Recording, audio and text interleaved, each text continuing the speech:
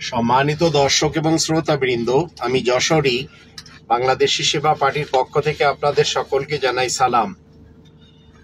আপনারা যদি ইসলাম প্রিয় হন, আপনারা যদি মুসলিম এবং মুমিন হন, তাহলে আপনাদের বিশ্বাস করতে হবে ইসলাম কমপ্লিটলি কোরআনে রয়েছে।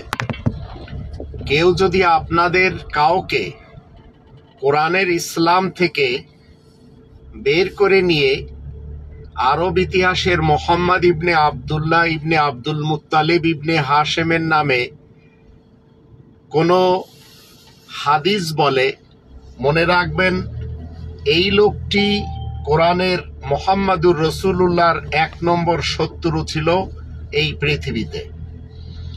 কোরআনে যে মতবাদ নেই সেটি কোরআনের মোহাম্মদুর রসুলুল্লাহ নিজের পক্ষ থেকে দিতেই পারেন না। তাই ৫৩ নম্বর সূরার প্রথম ৫টি আয়াত যখন আমরা পড়ি, সেখানে আল্লাহ বলছেন, ওয়ামা ইয়ানতিকু আনিল হাওয়া ইন হুয়া ইল্লা ওয়াহয়ু ইউহা। মুহাম্মাদুর রাসূলুল্লাহ নিজের পক্ষ থেকে যুক্তির কোনো কথা বলতেই পারে না, তবে যেটি বলবে সেটি হবে ওহী। আর তিনি নিজে ৪৬ নম্বর সূরা আল আহকাফ এর ৯ নম্বর আয়াতে বলে দিয়েছেন, ইন আত্তাবিউ ইল্লা মা ইউহা ইলাইয়া। আমি যে ওহী আমার দিকে করা হয় সেই ওহী ব্যতীত আর কোনো কিছু মানি না, কোনো কিছুর অনুসরণ করি না। কিন্তু কোরআনের শত্রু আরব মোহাম্মদ ইবনে আবদুল্লাহ ইবনে আব্দুল মুত্তালিব তার মান্যকারীদেরকে শিক্ষা দিয়েছেন যে দজ্জাল আসবে, দজ্জালের ফিতনা থেকে বাঁচতে হবে, দজ্জালকে একসময় হত্যা করা হবে। অন্যান্য নবীরাও দজ্জালের কথা বলেছেন। মনে রাখবেন, দজ্জালের কোনো মতবাদ কোরআন দেয় না, ঠিক যেমন ইমাম মেহেদির কোনো মতবাদ দেয় না, আবার ঈসা রাসূলের পুনরায় পৃথিবীতে আসার কোনো মতবাদ দেয় না, গজওয়া হিন্দের কোনো মতবাদ দেয় না। ইহুদিদের নিজ বাস্তবিতা থেকে, খ্রিস্টানদের নিজ বাস্তবিতা থেকে, হিন্দুদের এবং অন্যান্য মুশরিকিনদেরকে নিজেদের বাস্তবিতা থেকে বের করে দেওয়ার কথা কোরআন শিক্ষা আমাদেরকে দেয় না। মুহাম্মদুর রাসূলুল্লাহ আমাদেরকে বলেছেন রক্তপাত করা যাবে না। ২ নম্বর সূরা আল বাকারার ৮৪-৮৫ আয়াত আমরা দেখে নিতে পারি। আমাদের দেশে যারা এই ইহুদি খ্রিস্টানদের দালাল হয়ে ধর্ম প্রচার করে চলেছে, তাদের ভিতরে বিশেষ একজন হলো আবু তহা মোহাম্মদ আদনান। সে আপনাদেরকে দজ্জালের মতবাদ দিচ্ছে, আর এই মতবাদ দেওয়ার তালে আমাদের দেশে রয়েছে ১৫০ জন প্লাস ধর্মের মৌলবী হুজুর, যাদেরকে আপনারা বড় বড় আলেম উলামা মনে করেন। মনে রাখবেন, ইসলাম কমপ্লিটলি কোরআনে রয়েছে। তাই আল্লাহ বলছেন, আমরা যখন ৪১ নম্বর সূরা হামিম আস-সাজদা যখন ৪১ এবং ৪২ আয়াত দুটি দেখি, সেখানে বিশেষভাবে বলা হচ্ছে, লা ইয়াতিহিল বাতিলু মিন বাইনি ইয়াদাইহি ওয়ালা মিন খালফি। এই কোরআনের সামনে এবং পিছন থেকে কোনো বাতিল অনুপ্রবেশ করতে পারে না। কোরআনের মোহাম্মদুর রসুলুল্লাহর বিপক্ষে আর একজন আরব থেকে মোহাম্মদ ইবনে আবদুল্লাহ নবী হয়ে দাঁড়িয়েছে, যে কিনা স্বঘোষিত এবং মিথ্যা নবী। ঠিক যেমন হিন্দুস্তান থেকে গোলাম আহমদ কাদিয়ানি একজন স্বঘোষিত নবী হওয়ার দাবিদার ছিল, ইংরেজদের পক্ষ থেকে বানানো মিথ্যা নবী। আমরা যদি কোরআনের মোহাম্মদুর রসুলুল্লাহ ওয়া খাতামান নাবিয়িনকে ছেড়ে এদের পিছনে চলে যাই, তাহলে এরা সবাই আমাদেরকে কি শিক্ষা দিবে? কোরআন বিরোধী মতবাদ।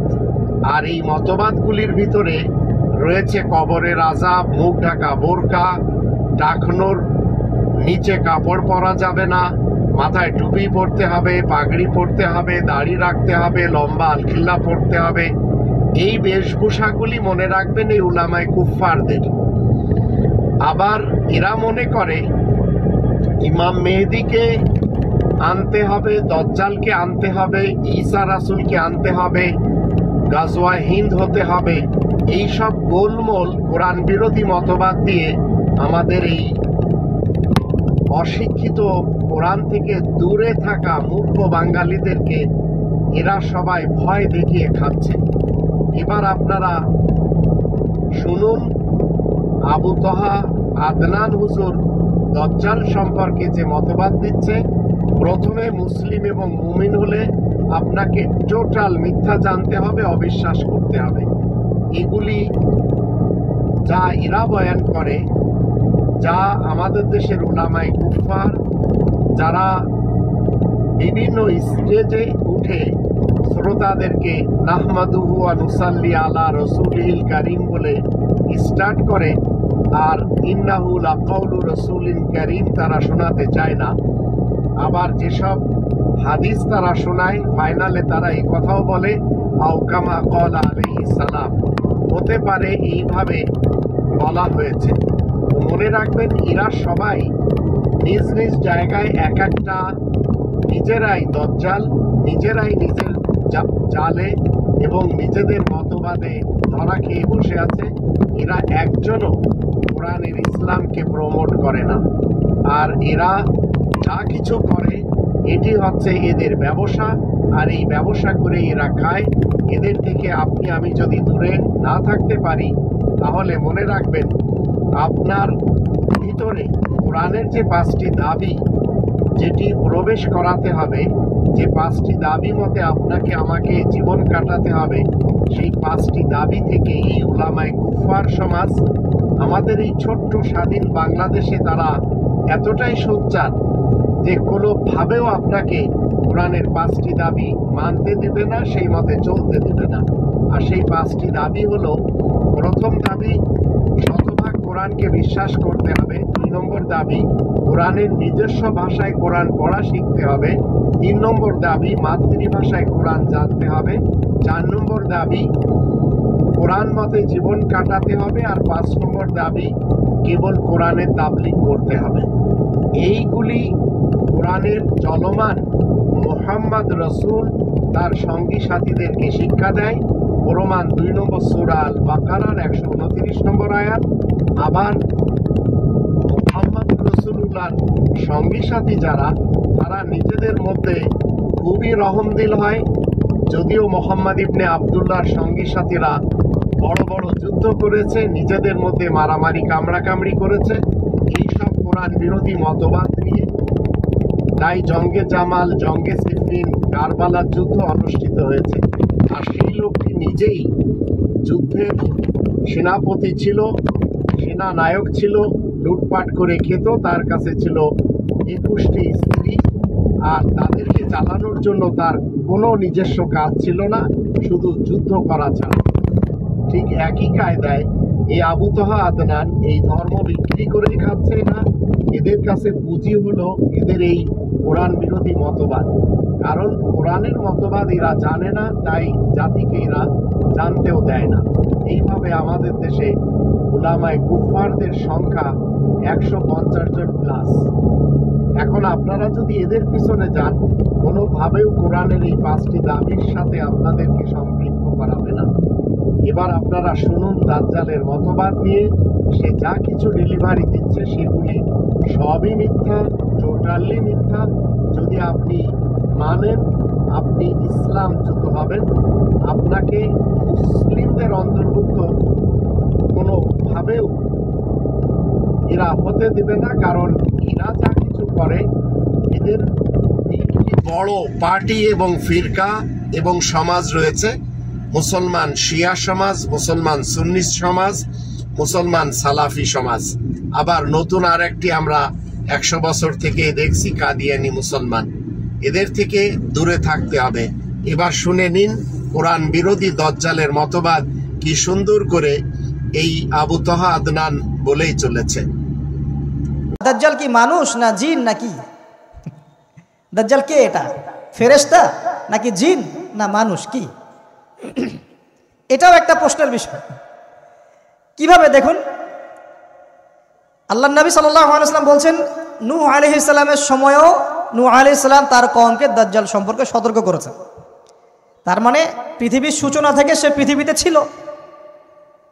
এবং সে বের হবে শেষ জামানায়, এবং বের হয়ে সে তার অনুসারীদেরকে নিয়ে বিশ্বটাকে শাসন করবে। তার মানে অনেক লম্বা একটা হায়াত সে পেয়েছে। কোন জাতি এত লম্বা হায়াত পায় বলেন তো? কোন জাতি মানব জাতিকে এত লম্বা হায়াত পায়? এ একটা মিস্টেরিয়াস ক্যারেক্টার দাজ্জাল। সে কি? তারপরে দেখুন, নবী সাল্লাল্লাহু আলাইহি ওয়াসাল্লাম একটা হাদিসের মধ্যে বলেছেন যে তাকে ওই তামিম দারির ওই দ্বীপে বন্দি করে রাখা হয়েছে। আপনারা হাদিসটা জানেন? দ্বীপে বন্দি থাকা অবস্থায় তাকে সাহাবীরা দেখেছেন অনেক বিশাল আকৃতিতে, ঠিক আছে? এবং সাহাবীদেরকে সে প্রশ্ন করছিল, তামিম দারিকে প্রশ্ন করছিল যে বাইসানের খেজুর বাগানে খেজুর কি ধরে? বলে হ্যাঁ ধরে। সে বলছে অচিরেই আর ধরবে না। তারপরে বলছে তাবারিয়া হ্রদে কি পানি আছে? সাহাবীরা বলছেন আছে। বলছে অচিরেই পানি থাকবে না। তোমাদের ওই উম্মি নবীর কি খবর? তখন সাহাবীরা বলছেন যে তিনি মক্কা থেকে মদিনায় হিজরত করে এসেছেন, বদরের যুদ্ধ হয়েছে, বালতির মতো তার অবস্থা, একবার এদিকে পাল্লা ভারী হয়, একবার এদিকে পাল্লা ভারী হয়। মানে বদরে জিতেছেন, উহুদে বিপর্যস্ত হয়েছেন। তখন এই ব্যক্তি বলছে যে তোমাদের জন্য উত্তম হবে ওই ব্যক্তির অনুসরণ করা। দাজ্জাল এই কথা বলছে, তোমাদের জন্য উত্তম হবে ওই উম্মি নবীর অনুসরণ করা। তখন সাহাবীরা জিজ্ঞাসা করছেন আপনি কে? তো সে বলছে যে আমি হচ্ছি দাজ্জাল, আমাকে অচিরেই এখান থেকে মুক্ত হওয়ার অনুমতি দেয়া হবে, তখন আমি এই পৃথিবীটাকে শাসন করব। তো এখানে সাহাবীরা দেখে আসছেন, যারা দেখে আসছেন তারা পরে ইসলাম কবুল করেছেন। তখন তারা মুসলিম ছিলেন না, খ্রিস্টান ছিলেন। কথা বুঝতে পারছেন? আর এখানে আমরা তাকে একটা বিশাল দেহি দেখলাম, শিকল দিয়ে বন্দী। আবার নবী সাল্লাল্লাহু আলাইহি ওয়াসাল্লাম একদিন মদিনার মধ্যে উমর রাদিয়াল্লাহু আনহুকে নিয়ে হাঁটছেন, সহিহ মুসলিমে আছে। খবর পাওয়া গেল যে মদিনায় একটা যুবক ছেলে আছে, ইহুদি মায়ের সন্তান একটা যুবক ছেলে, যার চুলগুলা কোকড়ানো, চোখটা একটু ফোলা, যার আলামতগুলো দাজ্জালের সাথে মিলে যাচ্ছে। তখন নবী সাল্লাল্লাহু আলাইহি ওয়াসাল্লাম ওমর ইবনুল খাত্তাবকে নিয়ে ওদের বাসায় গেলেন, দেখলেন খেজুর বাগানে সে বসে আছে। মনোযোগ দিন। এবার নবীজি গিয়ে বললেন যে তুমি কি দেখো? সেই ছেলেটা বলছে আমি আরশ দেখি। আরশ বোঝেন? সিংহাসন। কোথায় তোমার আরশ? সেই ছেলে বলছে পানির উপরে। কোথায়? পানির উপরে। নবীজি বলছেন তুমি তো তাহলে শয়তানকে দেখো। নবীজি বলছেন তুমি কি বিশ্বাস করো যে আমি শেষ নবী? সেই ছেলে বলছে আপনি কি বিশ্বাস করেন যে আমি নবী? কি বুঝতে পারছেন কথা আমার? নবীজি বলছেন তুমি কি বিশ্বাস করো যে আমি শেষ নবী? সেই ছেলে বলছে আপনি কি বিশ্বাস করেন যে আমি নবী? উমর রাদিয়াল্লাহু আনহু তরওয়ালের খাপ খোলা সারা। তিনি বললেন যে ইয়া রাসূলুল্লাহ অনুমতি দেন, এর গর্দানটাকে নামাই দিই, বেয়াদব, আপনার সাথে বেয়াদবি করছে। তখন নবী সাল্লাল্লাহু আলাইহি ওয়াসাল্লাম বললেন দাআহু ইয়া ওমর, তাকে ছেড়ে দাও। যদি সে সত্যিকার অর্থেই দাজ্জাল হয়ে থাকে, তুমি ওমর তাকে হত্যা করতে পারবে না। কেন হত্যা করতে পারবেন না? কারণ দাজ্জালের নিহত হওয়া লেখা আছে ঈসা আলাইহিস সালামের হাতে। কার হাতে? ঈসা আলাইহিস সালাম যখন আসবেন, এই প্যালেস্টাইনের বাবে লুদ নামক জায়গায় দাজ্জালকে মারা হবে। ঠিক আছে কথা? তাহলে ওমর তুমি তাকে হত্যা করতে পারবে না। আর যদি সে দাজ্জাল না হয়ে থাকে, নিরপরাধ মানুষকে হত্যা করে কোনো লাভ নাই। এখানে চান্স নেওয়া হলো 50-50। এক হাদিসে আপনি দেখছেন নবীজি বলছেন নূহ আলাইহিস সালাম তার কওমকে দাজ্জাল সম্পর্কে সতর্ক করেছেন। এক হাদিসে নবীজি বলছেন সে বের হলে 40 দিন বিশ্ব শাসন করবে। প্রথম দিন 1 বছর, দ্বিতীয় দিন 1 মাস, তৃতীয় দিন 1 সপ্তাহ, বাকি দিন আমাদের মতো। আরেক হাদিসে নবীজি বলছেন তামিম দারি দেখে এসেছে তাকে কোথায়? দ্বীপে বন্দি অবস্থায়, সে ছাড়া পাবে অচিরেই। আবার এখানে নবী সাল্লাল্লাহু আলাইহি ওয়াসাল্লাম মদিনাতেই একটা যুবক ছেলেকে দাজ্জাল মনে করে ইনভেস্টিগেট করলেন। আপনার কাছে কি সাবজেক্টটা সহজ মনে হচ্ছে না কঠিন? খুব সহজ কি না কঠিন? চিন্তা করতে হবে কি হবে না? এতই জটিল একটা ক্যারেক্টার।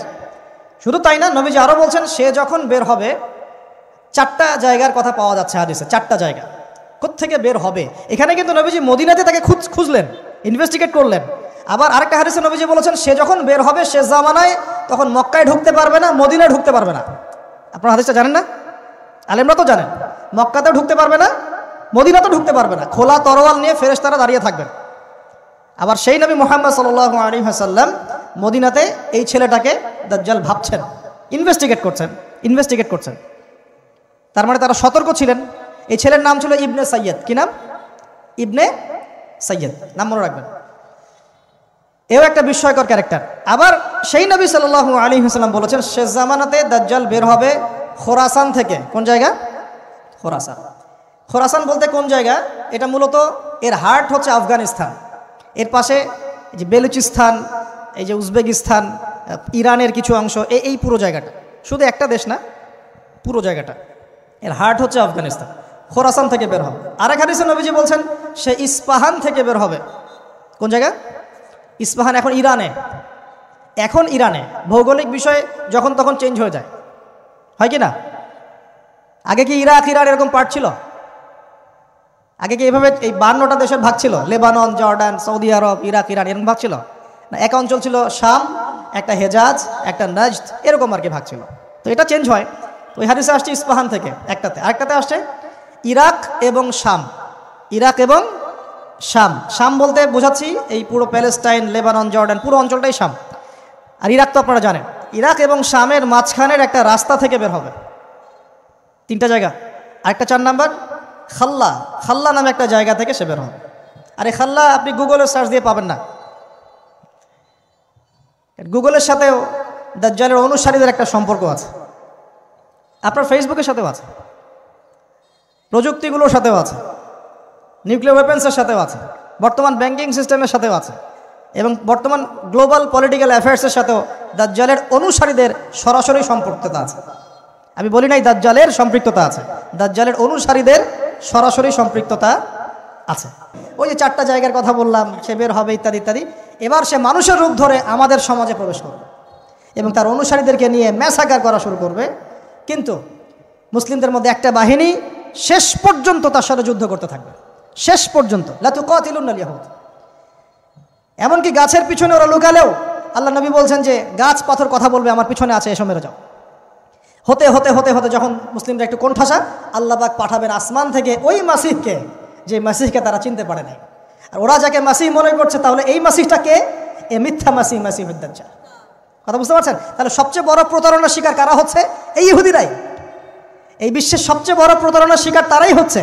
মাসিহুদ দাজ্জাল ওদেরকেই প্রতারণা করছে। বুঝতে পারেননি কথা? ওদের সাথেই সবচেয়ে বড় প্রতারণা হচ্ছে। ওরা মনে করছে এই সত্যিকারের মাসিহ, সে আসলে আমরা বিশ্ব রুল করবো। সে সত্যিকারের মাসিহ নয়। ঈসা ইবনে মারিয়াম আসবেন কিভাবে সেটাও এসেছে।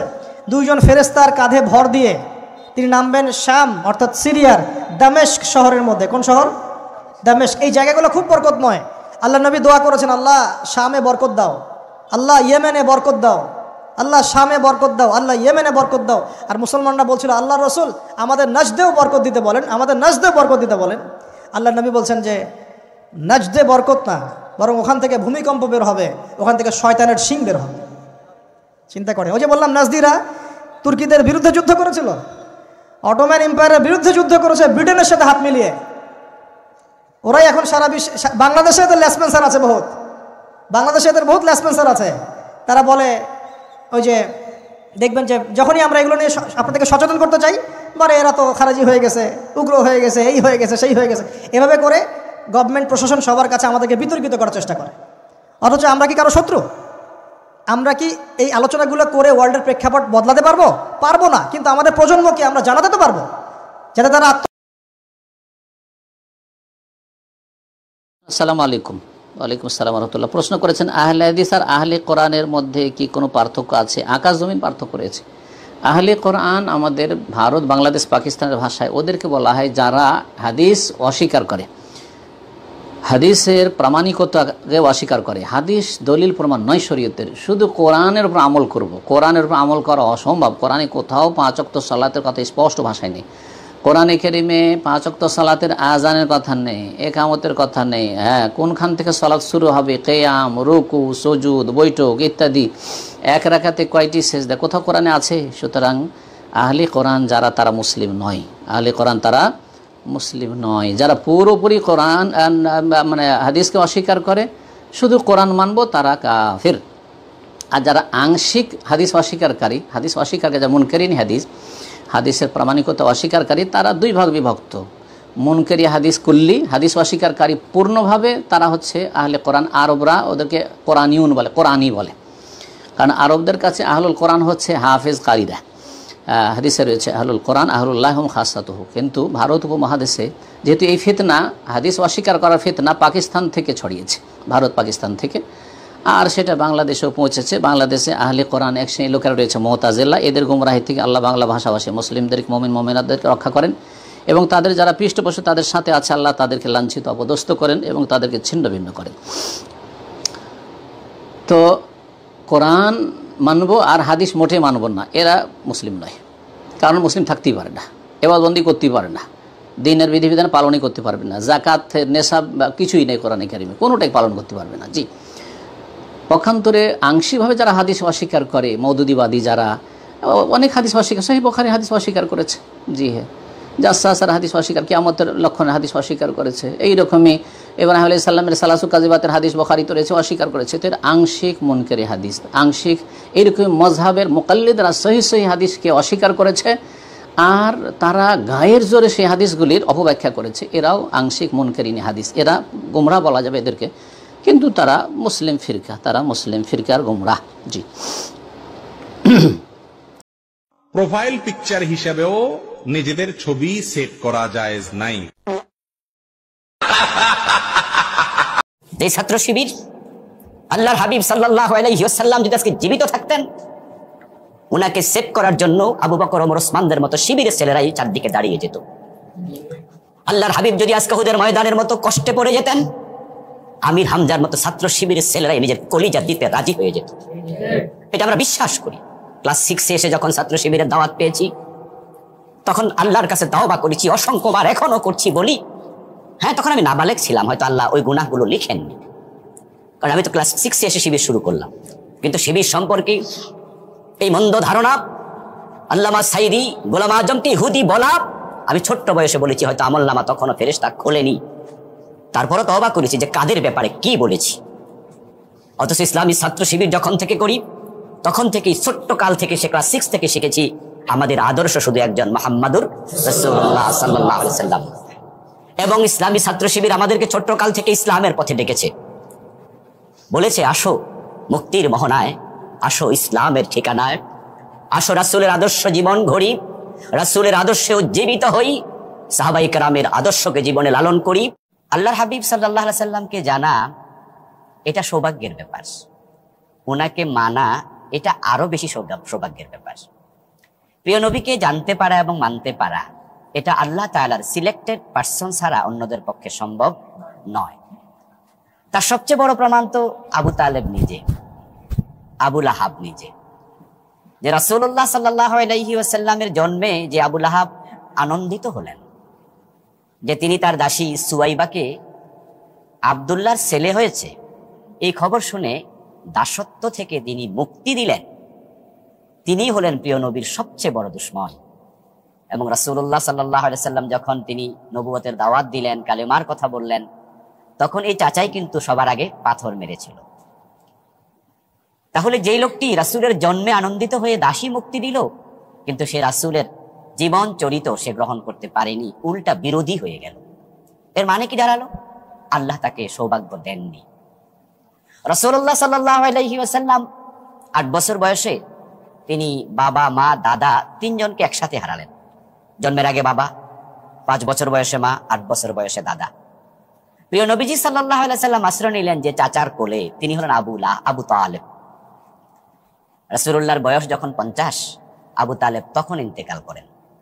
প্রিয় নবী সাল্লাল্লাহু আলাইহি ওয়াসাল্লামকে 42টি বছর এই আবু তালেব সঙ্গ দিয়েছিলেন, ভালোবেসেছিলেন, আশ্রয় দিয়েছেন। ইভেন কাফেররা যখন নবুয়তের 7ম সনে শিবে আবি তালেবে রাসূলকে বন্দী করে, আবু তালেব রাসূলের সাথে 3 বছর স্বেচ্ছায় জেল খেটেছিলেন। বলেছিলেন যে আমার ভাতিজাকে আলাদা রেখে আমি আলাদা থাকতে পারবো না। এই আবু তালেব কিন্তু ঈমান গ্রহণ করতে পারেনি, প্রিয় নবীর আদর্শ জীবনে ধারণ করতে পারেনি, কারণ আল্লাহ তাকে সৌভাগ্য বঞ্চিত করেছেন। তো আমরা যারা সিরাত পাঠ করলাম, সিরাতের প্রতিযোগিতায় আসলাম, রাসূলের সিরাত অধ্যয়ন করলাম, উনাকে আদর্শ হিসাবে গ্রহণ করলাম, উনাকে ফলো করে জীবনকে, লাইফস্টাইলকে সাজানোর সিদ্ধান্ত নিয়ে আগাচ্ছি, কোনোটাই আমাদের কৃতিত্ব নয়। আল্লাহ চাইলে তাদের মতো আমাদেরও বঞ্চিত করতে পারতেন, কিন্তু আমরা পারছি। কৃতিত্ব হলো মহান রব আল্লাহ তাআলা। আল্লাহ আমাদের সুযোগ দিয়েছেন, এই জন্য সকলে মিলে আরেকবার করি আলহামদুলিল্লাহ। আমার সেই মহান মুর্শিদ আমার সেই মহান মুর্শিদ মরানা জিন্দা করছে, মরানা জিন্দা করছে। যাই হোক, আমার আলোচনার একটাই, আমি বলবো আপনাদেরকে, আমার ভাইদেরকে, আমার রেজবি মাওলা যে রঙে চলছে ওই রঙে চললে রেজবি, আর নয় মুফতি মুহাদ্দিস আমি চিনি না। মুফতি মুহাদ্দিস চিনেন আমার দরকার নাই। আমার রেজবি মাওলা যে রঙে চলছে, যেমনি চলার আদেশ করছে, ওই পথে থাকতে চাই। এর মধ্যে আপনার বাড়ির পাশে একটা কুকুর মরে পড়ে আছে, তো কুকুরটা টেনে নিয়ে গিয়ে একটা গর্ত খুঁড়ে পুঁতে দিলেন, বিনিময় জান্নাত। প্রমাণ বুখারী মুসলিম। এখন আপনি নামাজ পড়েননি, তখন এই নেকিটা কি হবে? এই নেকিটা আল্লাহ কেটে দিবেন, ক্রস দিয়ে দিবেন, এটা বাতিল। সালাত এমন একটি ইবাদত, নামাজ এমন একটি ইবাদত যার উপরে নির্ভর করে অন্যান্য ইবাদত। ইবাদতের জগতে একটা বড় ইবাদত হলো হজ। আল্লাহ রাসূল সাল্লাল্লাহু আলাইহি ওয়াসাল্লাম বলছে, যার হজ কবুল হয়েছে সে হয়ে গেছে সেই দিনের মতো যেদিন তার মাতাকে জন্ম দিয়েছে, নিষ্পাপ হয়ে গেছে। আপনি হজ করেছেন কিন্তু আর নামাজ পড়েন না, এখন হজের নেকিটা আল্লাহ কি করবেন? ইবাদতের জগতে সবচেয়ে দামি ইবাদত হলো দান। ওর চেয়ে শক্তিশালী কোনো ইবাদত নেই, খুব শক্তি রাখে, ব্যতিক্রম শক্তি ক্ষমতাধর ইবাদত হলো দান। খুব পাওয়ারফুল ইবাদত, সবকিছু ঠেকিয়ে দিতে পারে। কবরের শাস্তি বন্ধ, মার নামে 2000 টাকা দান করলাম, কবরের শাস্তি বন্ধ।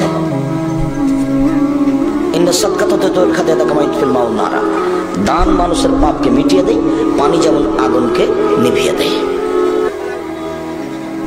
তো 50,000 টাকা দান করলেন, কিন্তু সালাত নামাজ নেই, এখন এটা কি হবে? কেটে দেবেন। বোঝাতে পারি না মনে হয় ভালো করে। রমজান মাসের রোজা সেম একটা দামি ইবাদত, আল্লাহকে সন্তুষ্ট করার সবচেয়ে বড় মাধ্যম। রমজান মাসের সেম রোজার আগে কিন্তু নামাজ পড়ে না, তবে তারাবি পড়ে। এটা ভুল হিসাব, তারাবি তো নকল জিনিস, পড়লেই কি আর না পড়লেই, পড়লে নেই কি না পড়লে নেই। আর রমজানের সেম তো ফরজ, জরুরি ইবাদত। আপনি এখন ওটা করেছেন কিন্তু নামাজ পড়েননি, তাহলে রমজানের রোজা সেমটাকে আল্লাহ কি করবেন? কেটে দেবেন। এক আশ্চর্য ইবাদত, যার জন্য সব সময় করা লাগে। ওযু করে নামাজ পড়তে হবে, পানি নেই, তাই মুখ করে পড়ো, বলে মাটি নেই, এমনিতেই পড়ো। কেবলার দিকে মুখ করে নামাজ পড়তে হয়, পশ্চিম বোঝা যায় না, এমনিতেই পড়ো। দাঁড়িয়ে থেকে সালাত আদায় করতে দাঁড়িয়ে থাকা যায় না, বসে থেকে পড়ো, বসে থেকে পড়া যায় না, শুয়ে থেকে পড়ো। পরিষ্কার কাপড় পরে নামাজ পড়তে হয়, পরিষ্কার নেই, তো যে কাপড়ে পেশাব পায়খানা লেগে আছে সেটা পরেই পড়ো, বলে একটা নয় উলঙ্গ হয়ে আছে ওভাবেই পড়ো। মানে নামাজ এমন একটা আশ্চর্য ইবাদত যে মানুষের কোনো সমস্যা বোঝে না, কোনো সমস্যা বোঝে না। আব্বু সালাত আদায় করো, পরিবারকে জাহান্নাম থেকে বাঁচানোর দ্বিতীয় পথ। রাসূল সাল্লাল্লাহু আলাইহি ওয়াসাল্লাম বলেন, মুরুকুলাকুম বিসসালাতি ওয়া আবনাউ সাবঈ সিনিনা, তোমরা তোমাদের ছেলে মেয়েকে সালাত আদায় করতে বলো 7 বছর বয়সে, পিটিয়ে সালাত আদায় করাও 10 বছর বয়সে। 15 বছর বয়স হয়ে গেছে, ছেলে নামাজ পড়ে না, তখনও বাপ বেঁচে আছেন, এ কথা মিথ্যে। বাপ আছেন, ছেলে নামাজ পড়ে না, এটা হতে পারে না, এটা অসম্ভব। 3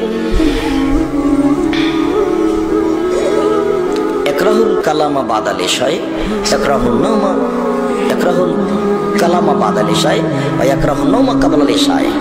আল্লাহর নবী এশার সালাতের পরে ঘুমানোকে অপছন্দ করতেন, এশার সালাতের আগে ঘুমানোকে অপছন্দ করতেন, ঘৃণা করতেন, আর এশার সালাতের পরে কথা বলাকে ঘৃণা করতেন।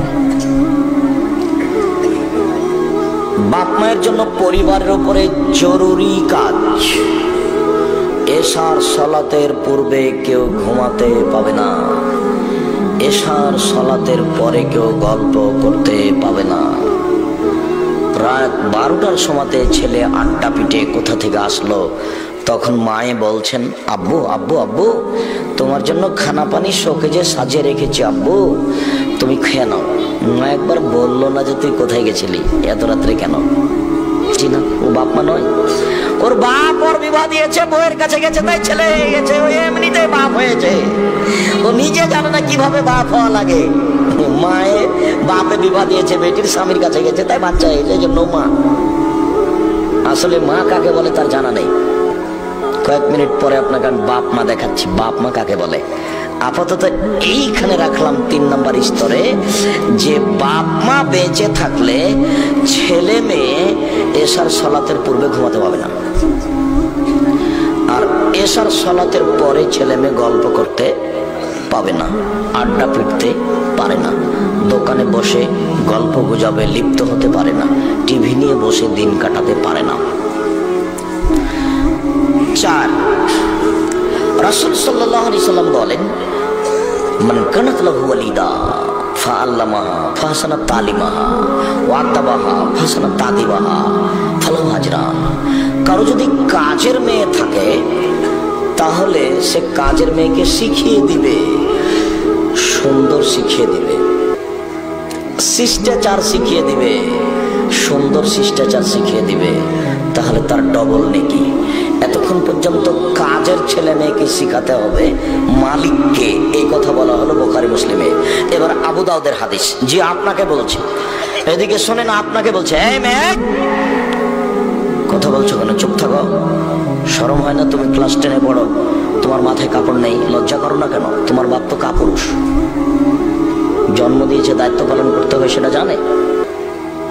তোমার বাপ তো কালকের দিনে তুমি কিভাবে নাচছো সেটা তোমার বাপ দেখে খুশি হচ্ছে যে আমার মেয়ে ভালো নাচতে পারে 16 ডিসেম্বরে। এই তো তোমার বাপ। তোমার বাপ তোমাকে কি বলবে?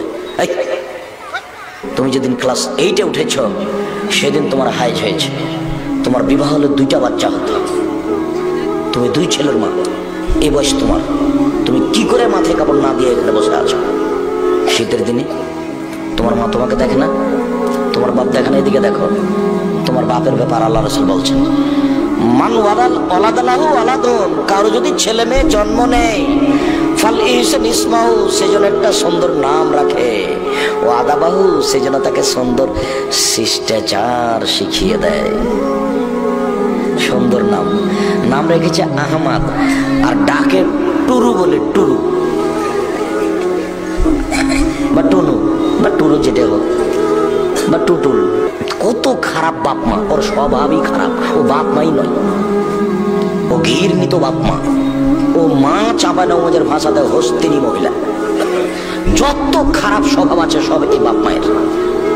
আমার কাছে ও মানুষই নয়, ওকে আমি পশু প্রাণীর মতো মনে করি। বোঝে না ওরা অন্তর আছে, বুঝে না, দেখেও দেখে না ওরা চক্ষু আছে, দেখে না, শোনেও শোনে না ওরা কান আছে, শোনে না। উলাইকা কাল আনআম, তারা পশু প্রাণীর মতো, তারা গরু ছাগলের মতো, তারা কুকুর শ্রীগলের মতো, বাল হাজার, বরং তার চেয়ে খারাপ। আল্লাহ বলছেন যে ও পশু প্রাণীর মতো বাপ, গরু ছাগলের মতো, কুকুর শ্রীগলের মতো বাপ মা। তবে আল্লাহ এখনো তাকে কুকুর শ্রীগাল বলেন না। কেন? আজকের বক্তব্যের উপরে রেডি হতে পারেন না, ছেলে মেয়ের উপরে কঠোর হব, নিজেও ঠিক হব, কিন্তু গরু ছাগল কোনোদিনই ঠিক হতে পারবে না। আল্লাহ মানুষকে গরু ছাগল বলেননি, বলছেন গরু ছাগলের মতো। পরের বাক্যে বলেছেন ভালো হয়, তার চেয়ে খারাপ। তার চেয়ে খারাপ কে? তার চেয়ে খারাপ তোমার বাপ। আপনারা দেখছেন এভাবে বলছেন কেন?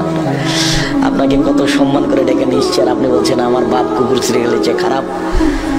দেখো, আমি তো অপ্রয়োজনীয় কথা বলি না, আজকেও বলিনি। তোমার আব্বাকে যদি আমি কুকুর শ্রীগালের চেয়ে খারাপ প্রমাণ করতে না পারি তাহলে আমি বক্তব্য দেবো না। আবার এটা বগুড়া, মানে ওই স্বভাব বগুড়াতে আরো বেশি আছে। কোনটা একটু বলেন তো দেখি। যে তোমার দাদা মারা গেছেন 10 বছর হলো, তো তোমার দাদা 5 বিঘা জমি রেখে গেছেন। 5 বিঘা জমি তোমার বাপ নিবে সকালে আর তোমার ফুফু নিবে বিকালে, এরকম একসাথেই নিবে। 10 বছর থেকে যে তোমার বাপ তোমার ফুফুকে এখনো জমি দেয়নি, তো তোমার বাপ কুকুর শ্রীগালের চেয়ে ভালো না খারাপ? তুমি একটু বলতে পারো না তোমার আব্বাকে? জি আব্বু, ভাগ্য নিয়ে জন্ম নিয়েছি, ভাগ্য ছেড়ে আসিনি, ভাগ্য নিয়ে এসেছি। ভাগ্যে যদি জমিদারি থাকে জমিদারি করে খাবো আব্বা, ভাগ্যে যদি ভিক্ষা চাওয়া থাকে ভিক্ষা করে খাবো, ফুফুর জমি খাবো না। তো তোমার আব্বার আর একটা খারাপ স্বভাব তোমাকে বলি, তোমার ফুফু যখন জমি চায় তখন তোমার আব্বা বলে যা যা যা জমি দিয়ে চলে না, আর কোনোদিন আসবি না, এ বাড়িতে পা দিবি না। তোমার বাপের স্বভাব এটা।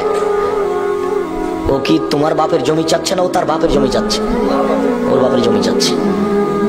তোমার বাপ সকালে নিবে, তোমার ফুফু বিকেলে নিবে, এই অনুমতি নেই। আর তুমি যদি আমার কথা বলো, আমার আব্বা বেঁচে নেই, তো মাটি দিয়ে এসে আমরা ভাই বোন বসে আগে জমি ভাগ করেছি, তারপরে রাতের খেয়েছি। আমার নিজের কথা বলছি। যদি হচ্ছে জমি আমি এক একটা চিনি, আমার ছোট ভাই চিনেই না, ও কোনোদিন জমিতে যায়নি। আমার বোনের জামাইরা ওরাই চাষ করে খায়, আমরা তো হিসাব নিকাশ করতে পারি না, দেখিও না, নিজে কি করছি না করছি বুঝতে পারি না, কখন কোথায় আছে। সম্মানিত দিনী ভাই বোন, আল্লাহ তাআলা বলছেন বুঝেও বুঝে না ওরা অন্তর আছে বুঝে না, দেখেও দেখে না ওরা চক্ষু আছে দেখে না, শুনেও শোনে না ওরা কান আছে শোনে না। উলাইকা কালানাম, তারা পশু প্রাণীর মতো, তারা গরু ছাগলের মতো, তারা কুকুর শিলিলের মতো, বালহাজাল বরং তার চেয়ে খারাপ। সম্মানিত দিনী ভাই বোন, অত্র হাদিসটাই আবার ফিরে যাচ্ছে। কারো যদি ছেলে মেয়ে জন্ম নেয় তাহলে একটা সুন্দর নাম রাখতে হবে, ওটা বাপে রাখবে। এদেশে একটা বই পাওয়া যায় আদর্শ পরিবার, নাম শুনেছেন কোনোদিন? দেখেন ওদের ছেলেরও নাম আছে মেয়েরও নাম আছে, সুন্দর একটা নাম রাখবে বাপ। খবরদার ওই নামের সাথে আর কোনো ডাক নাম থাকবে না। আর আজ থেকে এখন থেকে একবারে কান ধরে এরকম ভাবে বলেন আস্তাগফিরুল্লাহ ওয়া আতুবু ইলাইহি, আমি আল্লাহর কাছে ক্ষমা ভিক্ষা চাই, তার কাছে ফিরে যেতে চাই। আর জীবনে কোনোদিন আমার ছেলে মেয়ের কোনো ডাক নাম ধরে ডাকবো না, ডাক নাম ধরে ডাকবো না, যেটা রেখেছি সেটাই ধরে ডাকবো। আর ছোট্টটুকু বলবেন, ছোট্ট ছোট্ট করে। কালকে এক বিবাহের অনুষ্ঠানে ছিলাম, তো নামই হচ্ছে এক লাইন, তো আগে পিছিয়ে সব কাটে দেয়া বললাম যে শাহজাদি, বাস ওইটুকু দিয়ে পড়ানো হবে। আপনারা আবার বলিয়েন না যে বিবাহ হয়নি। আর মেয়ের কাছে বিবাহ পড়ানো হবে না, মেয়ের কাছে বিবাহ পড়ানো চিরদিনের জন্য ঢাকাতে হারাম ঘোষণা করলাম। আর বগুড়া জেলাতে অন্তত 20 বছর আগে বলেছি মেয়ের কাছে বিবাহ পড়ানো হারাম, মেয়ের কাছেই যেতে হবে না। মেয়ের বাপ এসে বলবে যে আমার মেয়ে বিবাহতে রাজি, খুতবা পড়ার পরে মেয়ের বাপ বলবে আমার মেয়ে এত নগদ এত বাকিতে তোমার সাথে বিবাহ বন্ধনে আবদ্ধ হতে রাজি, তুমি তাকে স্ত্রী হিসেবে কবুল করো। ও বলবে কবুল করলাম, হয়ে গেছে, দুজন সাক্ষী, এর নাম বিবাহ। সম্মানিত দিনী ভাই বোন, শিষ্টাচার শিখিয়ে দিল। শিষ্টাচার তাহলে বাপ মাকে শিখিয়ে দিতে হবে। এখন বাপ মা শিষ্টাচার জানে কি না সেটা ব্যাপার। এখানে আরেকটা হাদিস বলে নি, তারপরে এখানে দুইটা কথা বলে সামনের দিকে যাব। যে হাদিসটি বুখারী মুসলিমের প্রায় জায়গাতে বলে থাকে, আবু মুসা আশআরী রাদিয়াল্লাহু তাআলা আনহু, জাবের রাদিয়াল্লাহু তাআলা আনহু বলেন, আমরা একদা রাসূলের সাথে যুদ্ধ করে মদিনায় ফিরছিলাম। আমরা মদিনায় ঢুকবো, এরকম সময় আল্লাহ রাসূল বললেন, এই তোমরা থামো, এই তোমরা এখানে থাকো, সকালে মদিনায় ঢুকবো। তো আমি জাবের বললাম, আল্লাহর নবী, আমি নতুন বিবাহ করেছি, আমাকে বাড়ি যেতে অনুমতি দেন। তখন আল্লাহ রাসূল একটু হাসি মুখে বলছেন, বিকরা নাম সাইয়্যিব। আচ্ছা আচ্ছা আচ্ছা, বিবাহ করেছো, কুমারী মেয়ে বিবাহ করেছো না তালাক প্রাপ্ত মেয়ে বিবাহ করেছো? কুমারী না তালাক প্রাপ্ত? তখন জাবের বলছেন, সাইয়্যিব, তালাক প্রাপ্ত মেয়ে বিবাহ করেছি। ওর আগে বিবাহ হয়েছিল, ওর স্বামী তাকে তালাক দিয়ে দিয়েছে, তাকে আমি বিবাহ করেছি। আমাদের নবী মুহাম্মদ সাল্লাল্লাহু আলাইহি ওয়াসাল্লাম প্রথম যাকে বিবাহ করেছিলেন তার নাম কি? খাদিজা রাদিয়াল্লাহু। ওর আগে 2 জন স্বামী পার হয়ে গেছে, 2 জন, ইনি হলেন তৃতীয় স্বামী। তো কুমারী মেয়ে না তালাক প্রাপ্তা মেয়ে? মানে তালাক প্রাপ্তা। তখন আল্লাহ রাসূল বলেন, হাল্লা বিকরান তুলাইব, আরে কুমারী মেয়ে কেন বিবাহ করলে না? তুমি তার সাথে খেলতো, তোমার সাথে খেলতো। কুমারী মেয়ে তা অবিবাহিতা মেয়ে কেন বিবাহ করলে না? তুমি তার সাথে খেলতো, তোমার সাথে খেলতো।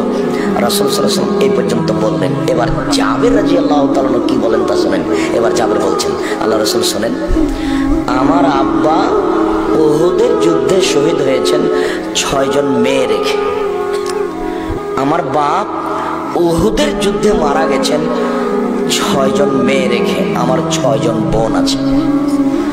আমার বোনদের সমবয়সের মেয়েকে আমি বিবাহ করতে চাইনি 4টি কারণে। না না না না না, আমার বোনদের সমবয়সের মেয়েকে আমি বিবাহ করব না 4টা কারণে। এই 4টা কারণ আপনাকে মুখস্থ করতে হবে এবং আপনার স্ত্রীকে মুখস্থ করতে হবে। দুইজন মাঝে মধ্যে এ নিয়ে আলোচনা করতে হবে। আমি 4টা কারণে আমার বোনদের সমবয়সের মেয়েকে বিবাহ করা পছন্দ করিনি, তালাক প্রাপ্ত মেয়েকে বিবাহ করেছি। এক, লেতুয়ার দেওয়া হন না, আমার স্ত্রী যেন ওদেরকে শিষ্টাচার শেখাতে পারে। শিষ্টাচার, এটা কোন থানা? নন্দীগ্রাম, শেরপুর। নন্দীগ্রাম, নন্দীগ্রামের প্রায় লোকের কাছে শিষ্টাচার মনে হয় খাওয়ার জিনিস। আপনারা এইসব কি মনে করেন? আমরা শিক্ষিত মানুষ, বগুড়া জেলায় নন্দীগ্রামই সবচেয়ে আগে আছি, আপনার হয়তো বা জানা নেই।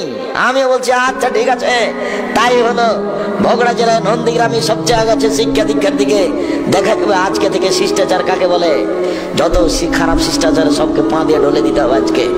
এখান থেকে উঠতে হবে, যেটা আসলের শিষ্টাচার সেটা নিতে হবে। কথা 4টা আগে শেষ হোক। 2, আমার বউ যেন আমার বোনদেরকে শিখিয়ে দিতে পারে।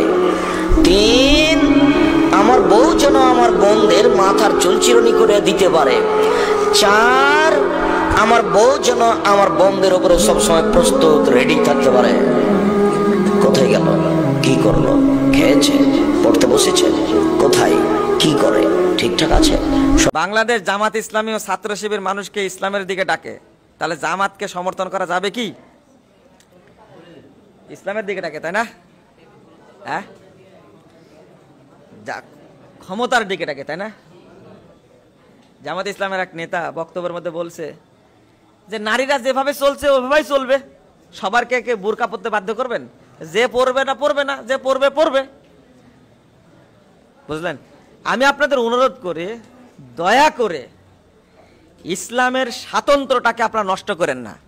আপনারা রাজনীতি করেন, অর্থনীতি করেন, পরিবার নীতি করেন, যত ইচ্ছা তত করেন, এখানে বাধা নাই। কিন্তু ইসলামের স্বাতন্ত্র্যকে আপনারা নষ্ট করবেন না, দয়া করে করবেন না। আপনারা জামাত ইসলামের ভাইরা কি করলেন? মন্দিরে গিয়ে যে পরিমাণ ওয়াজ নসিহত করছে, এবার হিন্দু কমিটি করছে, তাই না? হিন্দু পরিষদ, জামাত ইসলামের হিন্দু কমিটি তাই লেখছে। এটা সংস্কার আনতে হবে। বাংলাদেশের মানুষ খাবে না। আপনি যদি আওয়ামী লীগ বিএনপির মতো করে মাঠে নামেন, খাওয়ান, আপত্তি নাই। তো ইসলামের নামে খাওয়ানোর চেষ্টা করেন না, ইসলামের নামে খাওয়ায়েন না। এটা আপনাদের প্রতি অনুরোধ, এটা করবেন না। কারণ প্রচলিত রাজনীতির সাথে ইসলামের কোনো সম্পর্ক নাই। এখান থেকে বেরিয়ে আসতে হবে, এখান থেকে বেরিয়ে আসেন। আমি মনে করি মর্যাদাটা আগেই ভালো ছিল, তখন একাকী ছিলেন, রাজনীতি করেছেন, আসন মনে বেশি পেত জামাত ইসলাম, তাই না? তখন তো ছোট ছিলাম আমরা। কিন্তু যখনই তাদের নীতি বদল হওয়া শুরু হয়েছে, তখনই অধঃপতনটাও কি শুরু হয়েছে। আর কি বলবো এখানে? প্রথমে দরকার আকীদার সংস্কার। কিসের? মুহাম্মদ সাল্লাল্লাহু আলাইহি ওয়াসাল্লাম 13টা বছর শুধু আকীদা তাওহীদ মানহাজের দাওয়াত দিয়েছে, 13 বছর। তারপরে সালাত নাজিল হয়েছে, তারপরে সিয়াম, তারপরে কি হজ, তারপরে জাকাত, এইভাবে পরে নাজিল হয়েছে। কিন্তু আমরা আকীদার দাওয়াত মোটেই দেই না। ওই যে বললাম, ঈমান থেকে হিজরত করা যায় না, মুশকিল। দেশ থেকে হিজরত করা যায়, রাজনীতি থেকে অবসর নেওয়া যায়, চাকরি থেকে অবসর নেওয়া যায়, কিন্তু মেরে ফেলে দিলেও, ফাঁসির কাস্টে ঝোলালেও তাকে ঈমান থেকে আলাদা করা যায় না। অতএব ঈমানটাই আগে, এটা খেয়াল রাখবেন। প্রশ্ন করতেই থাকবেন আপনারা, বুঝতে পারছেন? একটা একটা করে বাদ দেওয়ার দরকার প্রশ্নগুলো, তাই না? ধরেন, এগুলো ধরেন। পৃথিবীর কোনো সভ্য দেশ এই কথা মানতে পারে না যে একটা অনির্বাচিত সরকার, যাদের দেশ পরিচালনায় মিনিমাম কোনো অভিজ্ঞতা নাই, হ্যাঁ শাসক ক্ষেত্রে তারা প্রতিষ্ঠিত, কিন্তু যিনি ব্যবসায় প্রতিষ্ঠিত উনি দেশ চালানায় প্রতিষ্ঠিত না। সুতরাং ওই ক্ষেত্রে আমরা বলেছি যে অনির্বাচিত সরকার লোক দ্বারা সরকার বেশি দিন পরিচালনা করতে পারে না। এটা ম্যাক্সিমাম একটা নির্বাচনকালীন। আইনস্টাইন যেটা বলছে সেটা হচ্ছে যে উনি টাইমটাকে আরেকটা ডাইমেনশন হিসেবে নিয়ে আসছেন। আপনি যদি আলোর বেগে দৌড়ান, আপনি তখন আর কোনো বস্তু থাকবে না, তখন আপনি শক্তিতে পরিণত হয়ে যাবেন। যত উঁচু থেকে ওই পাথরটা সে ফেলবে, তত সেটার মধ্যে শক্তি তৈরি হবে।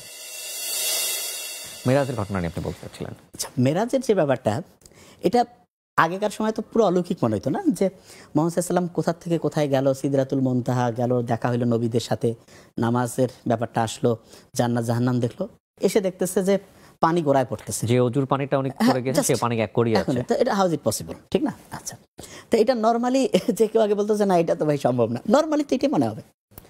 আইনস্টাইন এসে আমাদের ধারণা চেঞ্জ করে দিয়েছে। সেটা কি, উনি রিলেটিভিটির যে ব্যাপারটা আছে, আপেক্ষিক তত্ত্ব, এটা একটু সহজ করে বলি তাহলে বোঝা যাবে।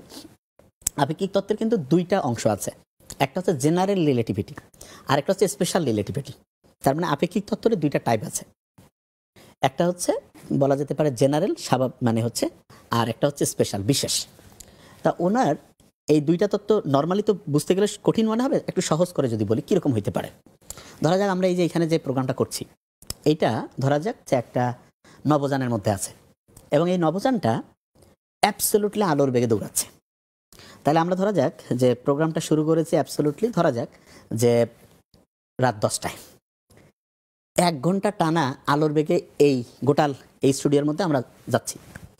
1 ঘন্টা পরে আমরা হচ্ছে যে প্রোগ্রামটা শেষ হইলো, তারপর আমি দেখবো যে আমাদের যে টাইম নর্মালি পৃথিবীতে কী হবে, 10টার পরে 11টা বাজবে না, ওখানে 10টায় ঠিক 10টায় থাকবে। তার মানে যখন আপনি আলোর বেগে দৌড়ান তখন সময় 1 সেকেন্ডও বাড়ে না। এখন আপনি চিন্তা করেন যদি আপনি আলোর বেগে এরকম 1 বছর দৌড়ান, 10 বছর দৌড়ান, 100 বছর দৌড়ান, যত আপনি যান কখনো কিন্তু আপনার টাইমের 1 সেকেন্ডও কম বেশি হবে না। বোরাকের যে গতি। হ্যাঁ, এখন একটা জিনিস চিন্তা করেন, সেটা হচ্ছে যে আল্লাহ বলছে না যে মানুষকে আমি হচ্ছে যে যখন কাউকে ভেস্তে পাঠাবো সারা জীবন সে তরুণ থাকবে, বলছে তো কোনোদিন বুড়া বুড়ি হবে না। তাহলে কীভাবে সম্ভব? খুব সহজ। আপনি ধরেন যে আল্লাহ কিছুই করতে হবে না, আল্লাহ কীভাবে করে সেটা আল্লাহ জানে, কিন্তু আমরা এখন কি বুঝি, যেই জায়গাটা আল্লাহ ধরা যাচ্ছে এইটাই হচ্ছে যে স্বর্গ, মানে আমি বলতে চাচ্ছি যে জান্নাত।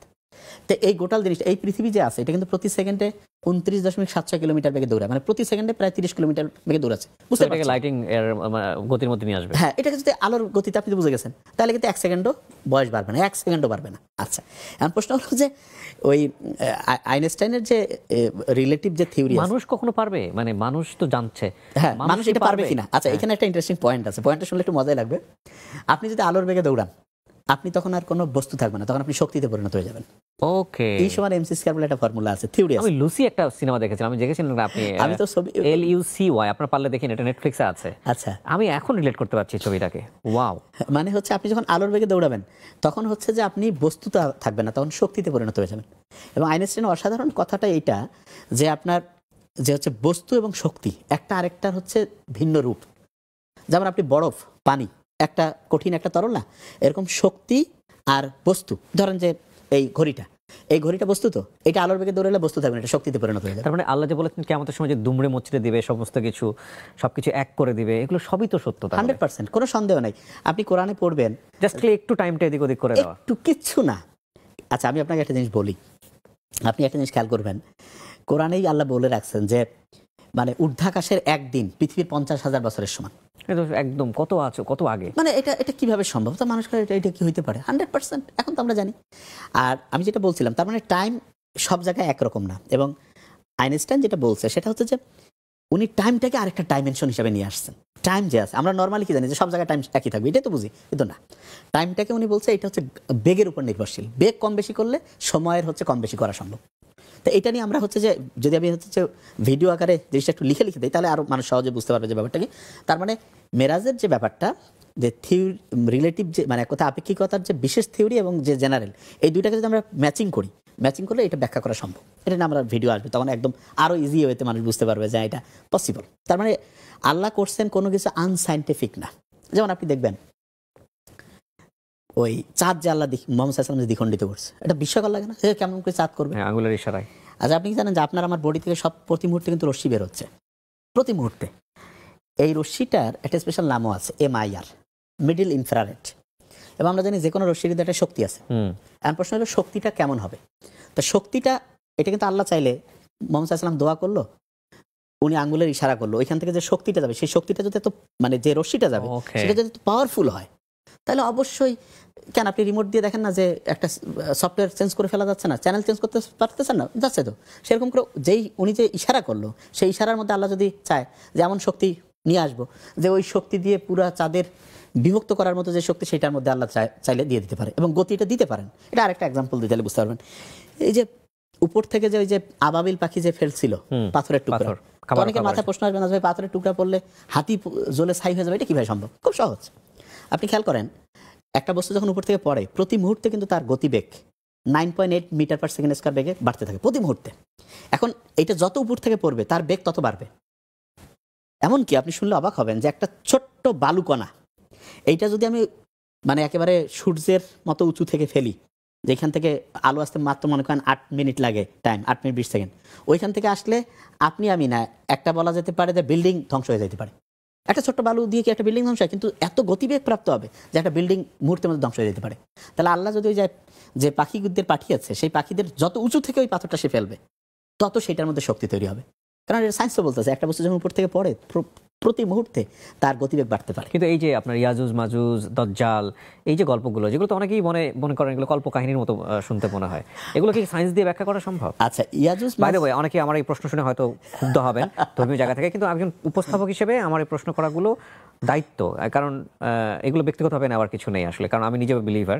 সো অনেকে হয়তো বিষয়টা অন্যভাবে দেখতে পারেন। জি, ব্রেকফাস্ট, টিফিন কিংবা স্ন্যাক টাইমে মজাদার আয়োজন মানে অল টাইম ব্রেড। দাজ্জাল হচ্ছে এমন পাওয়ারফুল কিছু তার মধ্যে থাকবে, সে চাইলে মুহূর্তের মধ্যে কাউকে ধনী বানিয়ে দিতে পারে, মুহূর্তের মধ্যে কাউকে গরিব বানিয়ে দিতে পারে। এই ব্যাপারটা তো আছে। আপনি এটাকে চিন্তা করেন যে দাজ্জাল যদি এমন হয়, যেই ব্যক্তিটা হোক বা যেইটাই হোক, ধরেন যে সারা দুনিয়ার যে ব্যাংকিং সিস্টেম, ধরা যাক যে সমস্ত মানে হচ্ছে যে কোয়ান্টাম কম্পিউটার যেটা আছে সেইটার কন্ট্রোল ধরা যাক তার কাছে, সিকিউরিটি কোড সে জানে। এখন আপনি আমাকে টাকা দিলেন, আমি আপনাকে টাকা দিলাম, এটা কিসের মাধ্যমে দিচ্ছে? একটা ব্যাংকিং সেট আপের মাধ্যমে। তো দাজ্জাল যদি এরকম পাওয়ারফুল কেউ যদি হয় যে সে চাইলো যে ব্যাংকিং সিস্টেমটা গোটালটাই মুহূর্তের মধ্যে সে অফ করে দিল, তাহলে কিন্তু টাকা আপনি ট্রানজাকশন অফ করা সম্ভব, এটা কিন্তু সম্ভব। কিন্তু নর্মালি যে পণ্য বিনিময় যে সিস্টেম সেটার মাধ্যমে না, এটা কিন্তু সম্ভব না, কিন্তু ওই সিস্টেমের মাধ্যমে সম্ভব। আর আমরা ওইদিকেই যাচ্ছি কারণ আমাদের ক্যাশ থাকবে না, তার মানে ব্যাপারটা এবং মানে টাকার যে ব্যাপারটা, এটা একটা বড় এপিসোড হইতে পারে। টাকার ব্যাপারটা কিন্তু পুরাটাই হচ্ছে কি, টাকা জিনিসটা কিন্তু এর কোনো ইন্ট্রিনজিক ভ্যালু নাই। মানে ইন্ট্রিনজিক ভ্যালু বলতে কিরকম, যেমন গোল্ড, এটা কিন্তু আপনি হচ্ছে যে ওটাকে আমি যেটা বলি 10 বছর পরে ওর যে ভ্যালুটা থাকবে, 20 বছর পরেও যে ভ্যালু থাকবে। টাকা কিন্তু আজকে এই সময় আছে, সরকার চেঞ্জ হলে এরকম, ডোনাল্ড ট্রাম্প একটা ট্যারিফ বসাই দিলে চেঞ্জ হয়ে যাবে, এটা কিন্তু প্রতি মুহূর্তে ফ্লাকচুয়েট করে। এবং এইটা ফ্লাকচুয়েট করে মানে সবসময় খেয়াল রাখবেন যে এইটার মাধ্যমে মানুষকে কন্ট্রোল করার একটা সুবিধা আছে। যে কেউ চাইলে যদি খারাপ কারো হাতে পড়ে সেইটা দিয়ে যে কাউকে মানে হচ্ছে যে বলা যেতে পারে যে কন্ট্রোল করে তার দ্বারা ভালো খারাপ অনেক কিছু করতে পারে। তো এইখানে আসলে কি এটা কাবা ঘরের নির্মাণ কাজ শুরু হয়ে গেল। কাবা ঘরের সবচাইতে দামি একটা পাথর, কাবা ঘরের 4টা কর্নারের একটা কর্নারের মধ্যে সেট করা পাথরটার নাম জোরে কন, আরো একখানা জোরে হও, হাজরুল আসওয়াদ। এটা জান্নাতের পাথর। কিয়ামতের দিন আল্লাহ তাআলা এই পাথরকে একটা জিহ্বা দিবে, সুবহানাল্লাহ পড়েন। এই পাথরকে 2টা চোখ দিবে, আর আল্লাহ বলবেন ও পাথর বল কে কে তোরে কিস দিছিল, কিস দিলে হাজরে আসওয়াদে দিবেন, উল্টা পাল্টা জায়গায় দেওয়া যাবে কথা কন, কই দিবেন কিস? হাজরে আসওয়াদে নাকি বাবার পায়ে নাকি বাবার কবরে? কেউ ফিরে না খালি হাতে, খাজারে তোর দরবারেতে আছে না নাই? ওই জায়গায় কিস দেওয়া যাবে? বাবারে মিস করা যাবে? মিস করবেন বিশ্বনবীকে, কাকে মিস করব? চিল্লায় বলেন, আরো জোরে বলে, আল্লাহকে যে পাইতে চাই হযরতকে ভালোবেসে, আরশ কুরসি লৌহ কালাম না চাইতে পেয়েছে সে, হযরতকে ভালোবেসে আরশ কুরসি লৌহ কালাম না চাইতে পেয়েছে সে। আল্লাহু আকবার। এই নবীর ভালোবাসা ছাড়া জান্নাতে ঢোকা যায় না। এই নবী ছোট্টবেলায় কেমন বুদ্ধিমান ছিলেন।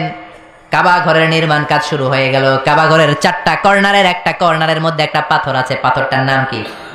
এই পাথরটার মধ্যে চুমা দিলে জীবনের গুনাহ মাফ করে দেয় কে? ওই পাথরে চুমা দিতে যাই ঠেলা ঠেলি আছে না নাই?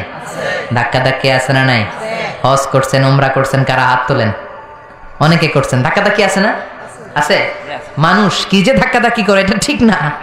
বিষ্ণু বলেছেন চুমো দাও, চুমো দিতে না পারলে হাত দিয়ে আঘাত করো, এরপরে ওই হাতে চুমো দাও, কিংবা লাঠি দিয়ে পাথরটার মধ্যে কুতা মাইরা লাঠিতে চুমো দাও।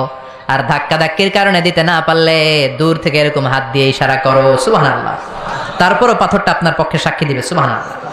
শেখ হাসিনা পালিয়ে গেছে, শেখ হাসিনা নাই, শেখ হাসিনা চলে গেছে, শেখ হাসিনা পালায় না।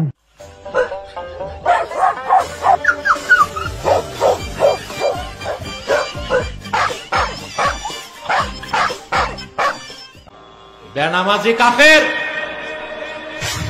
নামাজ না পড়লে কাফের, কাফের।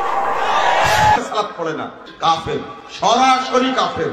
ওর নাম আব্দুল্লাহ হলো কাফের, আব্দুর রহমান হলো কাফের। সাহাবায়ে কেরামগণ কোন পাপের কারণে মুসলমানকে কাফের মনে করতেন না।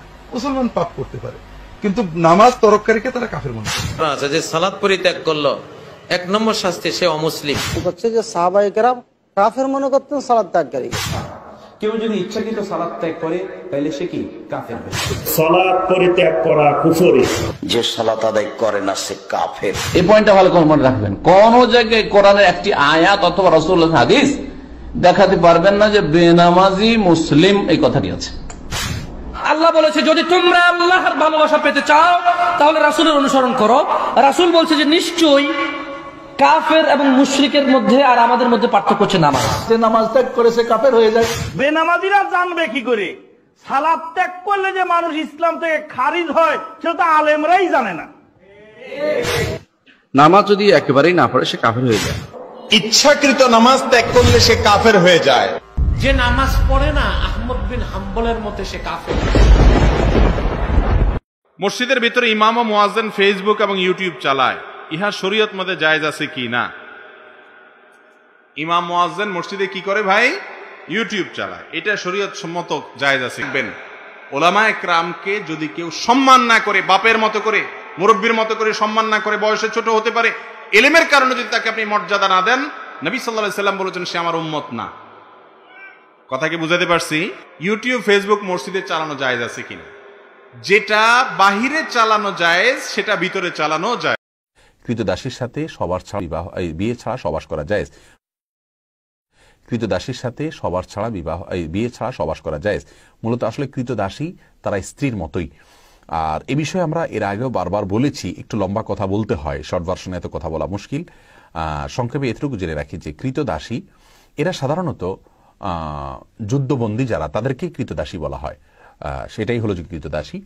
যুদ্ধবন্দী হয়ে যারা আসে, কথার কথা মুসলিমদের সাথে অমুসলিমদের যুদ্ধ হলো, বন্দী হয়ে নারী পুরুষরা চলে আসলো। যুদ্ধবন্দী হয়ে যারা আসে, কথার কথা মুসলিমদের সাথে অমুসলিমদের যুদ্ধ হলো, বন্দী হয়ে নারী পুরুষরা চলে আসলো। পুরুষরা কৃতদাস থাকে, মহিলারা কৃতদাসী হয়ে থাকে। এই নারী যে যুদ্ধবন্দিনী হয়ে আসলেন, মহিলা হওয়ার কারণে তার প্রতি পুরুষের যে জুলুমের আশঙ্কা রয়েছে, তার নিরাপত্তার যে প্রশ্ন রয়েছে, সেটাকে কিভাবে নিশ্চিত করবে? এই জন্য ইসলাম পূর্ব যুগ থেকে চলে আসছে এই পদ্ধতি যে যুদ্ধ শেষ হওয়ার পর বিজয়ীরা যারা মানে বন্দীদেরকে নিয়ে আসে, তাদের মধ্য থেকে ভাগযোগ করে নেন ছেলে এবং মেয়েদেরকে। ছেলেরা কাজের লোক হিসাবে, মেয়েরা কাজের মেয়ে হিসাবে থাকে বাসা বাড়িতে, এবং বন্দীদেরকে এখানে সশ্রম আপনার বন্দী হিসাবে রাখা হয়, বাসা বাড়িতে কাজকাম করে। মেয়েদের নিরাপত্তার খাতিরে স্বামীদের সাথে অঘোষিতভাবে স্ত্রীর মতো একটা সম্পর্ক তাদের থাকে। অর্থাৎ স্বামী বলতে মালিকের সাথে। এই মালিক তার এই কৃতদাসীকে স্ত্রীর মতো ব্যবহার করতে পারবেন, অন্য কেউ নয়, শুধু মালিক। স্বামীর যেরকম ফিক্স কারোর জন্য, এটাও এরকম ফিক্স। এবং এই স্বামী যদি কখনো তার এই মহিলার থেকে যদি কোনো সন্তান হয় কৃতদাসীতে, তাহলে কিন্তু সে স্ত্রীর মর্যাদা পেয়ে যায় এবং তার ব্যাপারে অনেকগুলো সুযোগ সুবিধা চলে আসে। আর যদি মালিক তাকে স্বাধীন করে দেন, তাহলে কিন্তু আবার তিনি, এই মহিলা কিন্তু আর তার ব্যাপারটি কৃতদাসী আর থাকে না, তখন তিনি সাধারণ মানুষের মতো, সাধারণ মহিলার মতোই হন। তো এই যে বিষয়গুলো আছে, ইসলাম শরিয়া একদিক থেকে আপনার কৃতদাসীদেরকে, কৃতদাসদেরকে মুক্ত করার জন্য বিভিন্ন অপশন খুলে রাখছে, যাতে করে মানুষ মানুষের দাস না থাকে। যেহেতু সিস্টেমটা চলে আসছে এবং যুদ্ধবন্দীদের নিরাপত্তার প্রশ্ন রয়েছে, আজকের যুগে যারা মহিলারা যুদ্ধবন্দী হিসাবে যায়, তাদের অবস্থাটা কি হয়? বাস্তবতা হলো তারা শত শত মানুষের ভোগের বস্তুতে পরিণত হয়, এবং এটা বাস্তবতা, এটাকে আমরা অস্বীকার করতে পারবো না। যেহেতু ইসলাম পূর্ব যুগ থেকে একটা সিস্টেম চলে আসছে যে নির্দিষ্ট একজন ব্যক্তির অধীনস্থ থাকবেন, তার স্বামী স্ত্রীর মতো সম্পর্ক থাকবে অনেকটা, এবং তার থেকে সন্তান হতে পারে, সন্তান হলে তিনি স্ত্রীর মর্যাদা পেতে পারেন। এই সমস্ত বিষয়গুলোকে মাথায় রেখে ইসলামী শরিয়া কিন্তু এই সিস্টেমটাকে বলবৎ রেখেছে। এই সমস্ত বিষয়গুলোকে মাথায় রেখে ইসলামী শরিয়া কিন্তু এই সিস্টেমটাকে বলবৎ রেখেছে। যদি এই সিস্টেমকে আপনি তুলে দেওয়ার কথা বলেন, তাহলে নারী বন্দীদের, যুদ্ধবন্দীদের নিরাপত্তার আর কি সিস্টেমের চাইতে বেটার হতে পারে? মোটেও কোনো এর চাইতে ভালো সিস্টেম হতে পারে না। তারপরেও ইসলাম চায় না মানুষ মানুষের অধীনস্থ হয়ে বন্দী হয়ে থাকুক, মানুষ সবাই আল্লাহ তাআলার গোলাম করুক। জান্নাতি হুরদের স্তনের দিকে তাকাইলে জান্নাতি যুবকেরা পাগল হয়ে যাবে। সুবহানাল্লাহ। সূরাতুন নাবার ভিতরে আল্লাহ রাব্বুল আলামিন বলেছেন, ওই জান্নাতি হুরদের সৌন্দর্য এত বেশি হবে, আল্লাহ রাব্বুল আলামিন বলেন ওয়া কাওয়াইবা আতরাবা।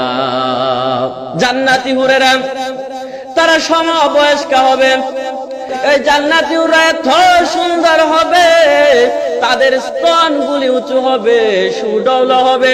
জান্নাতীরা ওয়া কাওয়াইবা, জান্নাতি হুরদের স্তনের দিকে তাকাইলে জান্নাতি যুবকেরা পাগল হয়ে যাবে। সুবহানাল্লাহ। সম্মানিত ভাইয়েরা আমার, কাবুন, কাওয়াইবা শব্দটা কাবুন থেকে এসেছে। কাবুন হচ্ছে ওইটা যেটা সমতল ভূমির চাইতে একটু উঁচু হয়, যেমন কাবা শরীফকে কাবা বলা হয়। কারণ হলো বন্ধু, কাবা শরীফটা সমতল ভূমি থেকে উঁচু হওয়ার কারণে আমরা তাকে কাবা বলি।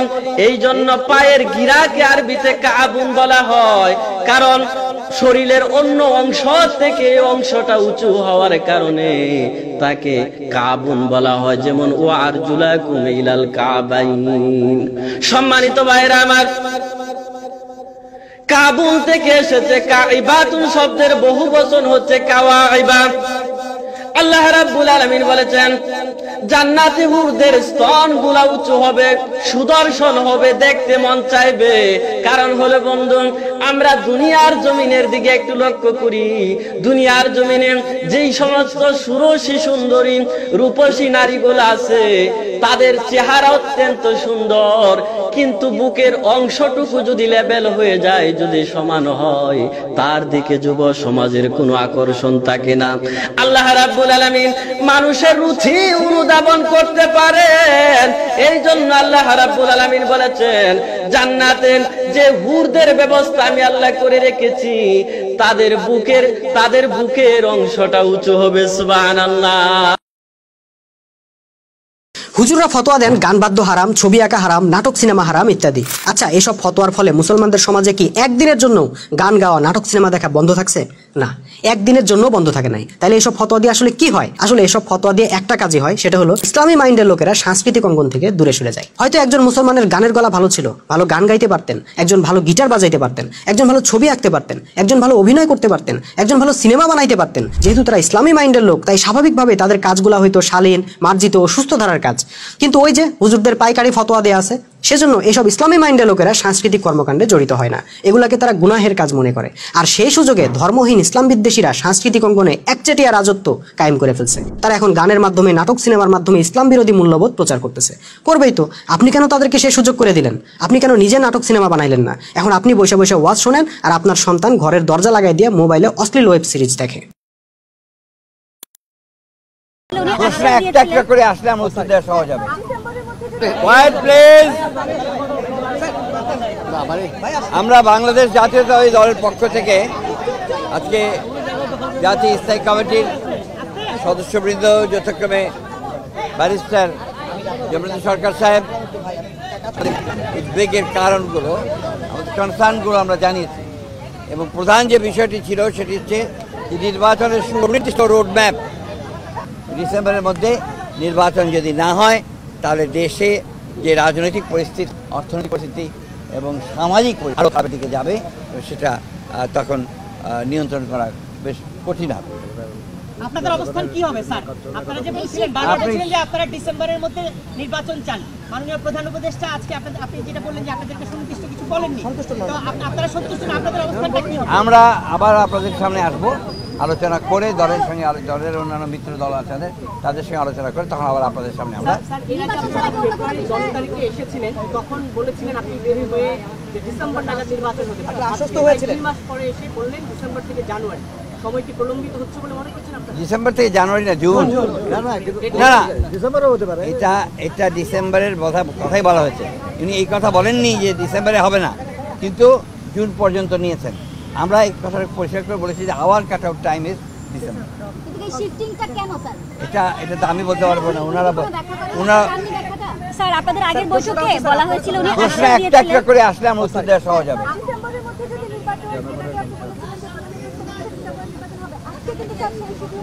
সামনে থাকেন। আমরা যে বললাম, আমরা আমাদের দলের সঙ্গে অন্যান্য দলগুলোর সঙ্গে আলোচনা করে আমরা সিদ্ধান্ত যাব। স্যার আপনি গত 10 তারিখে 10 ফেব্রুয়ারি মিটিংটা হয়েছিল এই উপদেষ্টার সঙ্গে, সেখানে বেরিয়ে সত্যি বলেছিলেন যে আলোচনা আপনারা আশ্বস্ত হয়েছেন, কিন্তু আজকে বললেন সন্তুষ্ট নয়। এই বিষয়টা আসলে আলোচনা কি একটা ফলপ্রসূ হয়নি আজকে? এক কথায় বলতে পারি আপনি একই প্রশ্নের আল্লাহর গজব পড়বে তাদের উপর যারা মসজিদের সভাপতি সেক্রেটারি হয়ে ইমামদেরকে 5,000 টাকা বেতন দিচ্ছ, অথচ মসজিদ ফান্ডে টাকা থাকা অবস্থায় মসজিদ ফান্ডের টাকা দিয়া মানুষ পেশাব করবে সেটা উন্নত হচ্ছে, মানুষ পায়খানা করবে ওই পায়খানা ওই শৌচাগার উন্নত হচ্ছে, কিন্তু আমার একজন ইমাম সাহেবের বেতন বাড়াও না। তুমি 10 মিনিট 20 মিনিট জামাতে নামাজ পড়ার জন্য আসো, এই জন্য এসি লাগাইছো, জার বাতি লাগাইছো, কিন্তু ইমাম সাহেব 24 ঘন্টা যে রুমটাতে থাকে, যে বেটায় লক্ষ লক্ষ টাকা কালেকশন করে দিল, তার রুমে 1 টন এসি লাগাইলে পারতা 50,000 টাকা খরচ হইত, 1,000 টাকা মাসিক হয়তো বিল আসতো, কিন্তু তুমি একটা এসি তাকে লাগাই দিতে পারো না। এসি তো দূরের কথা, একটা ভালো ফ্যান, যেই ফ্যানগুলো একটু ব্র্যান্ডেড ফ্যান, সেগুলোর বাতাসগুলো কিন্তু একটু শীতল, সেটা লাগায় না। ওই টিনের ফ্যান কতগুলো আছে না, ওই যেগুলো আপনার এখানে দোলাই খালে বানায়, ওই দোলাই খালের ফ্যানগুলো আনি একটা লাগাই দেয় 1500 টাকা, এর মাথার উপরে লাগাই দেয়। আর কত কত মসজিদে আছে দোলাই খালের ফ্যানও না। এটা এটা কত সালে কিনা হয়েছে আল্লাহই ভালো জানে, 1971 সালে নাকি 1952-তে কিনছে আল্লাহই ভালো জানে, ইমাম সাহেবের মাথার উপর ঘুরতেছে। হ্যাঁ, তাহলে আমরা কেন আমরা নিজেদেরকে এই জায়গায় উপস্থাপন করতেছি কেন? আমি আল্লাহর দোহাই লাগে আপনাদের কাছে, 1 নম্বরে জিজ্ঞেস করবেন কোন ইমামতি করতে গেলে, 1 নম্বরে যে এই মসজিদে গত বছর কতজন ইমাম ছিলেন, এর আগের বছর কোন ইমাম পরিবর্তন, অর্থাৎ এই মসজিদের বয়স কত, তো বলবে মসজিদের বয়স 20 বছর, তো ইমাম পাল্টাইছেন কতজন, এটা একটু প্রশ্ন করবেন।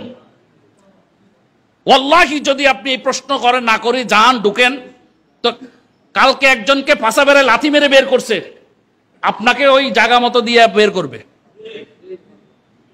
কালকে একজনকে ফাঁসা বেড়ে লাথি মেরে মারছে, তো আপনাকে অন্ডকোষে লাথি মেরে বের করবে। মিয়া, মানুষের লজ্জা শরম চলে গেছে ইমামদের গায়ে হাত তোলে, মানুষ কত নিচে নেমে গেছে। আজকে খবর মৌলভীবাজারে রাজনগরে এক ইমাম সাহেবকে বেদমভাবে পিটিয়েছে, নাক টাক সবকিছু আমি দেখলাম। এখন আমাদের সিলেট নেতৃবৃন্দ গেছে, সিলেট থেকে মৌলভীবাজার গিয়ে সেবা দিচ্ছে, দেখেন আইনি সেবা। আমরা রাজনগর থানার ওসিকে ফোন করেছি, সেখানে তাকে মারছে। তারপরে ওই চাঁদপুরের মতলব উত্তরের 1 নম্বর ওয়ার্ডের চেঙ্গারচর এলাকায়, সেখানে একজন ইমাম সাহেব সুদের বিরুদ্ধে বয়ান কেন করলো এবং তাকে কেন অন্যরা সাপোর্ট করলো? ইমাম সাহেবকে তো বিদায় করে দিছেই। সবুজ ব্যাপারী মনে হয় ওর নাম, কাউন্সিলর, এবং একজন কথিত মুক্তিযোদ্ধা, তারা মিলে 4টা ফ্যামিলিকে আপনার সমাজচ্যুত করে দিছে।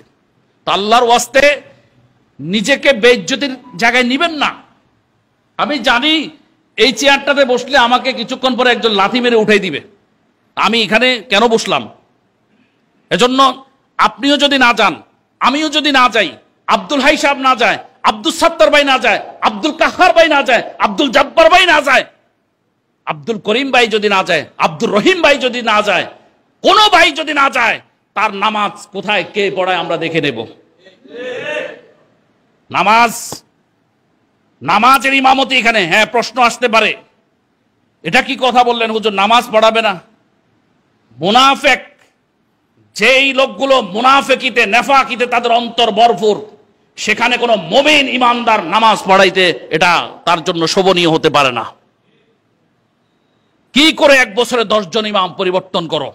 কি করে? ইমাম সাহেবের কি অন্যায় ছিল? লোকের পাটা থাকে, রাজনীতির পরিবেশ দিয়ে রাস্তায় আসো, দেখা যাবে রাজনীতি কতটুকু করার সব। এখন রাজনীতি করো না কেন? এখন কোথায়? এখন তো তোমাদেরকে টেলিস্কোপ দিয়েও খুঁজে পাওয়া যাচ্ছে না যে